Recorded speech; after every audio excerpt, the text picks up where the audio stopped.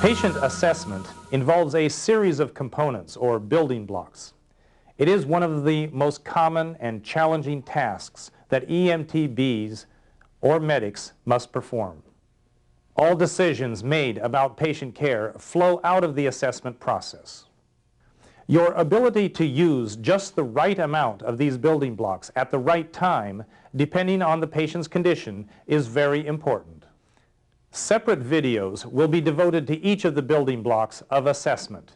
We refer to the following patient assessment algorithm frequently as we examine the steps of assessment together.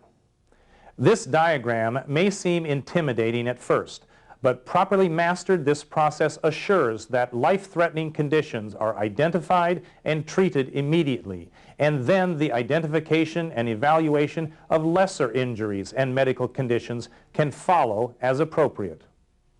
To introduce you to the different steps, let's quickly review them here. Every incident gets a scene size-up. Every patient then gets an initial assessment and general impression to identify and manage life threats and set the priority for the rest of the assessment. At this point, you will identify patients as either medical or trauma, and then decide which type of focused history and physical exam to conduct. On trauma patients, we use the mechanism of injury to divide patients into two groups.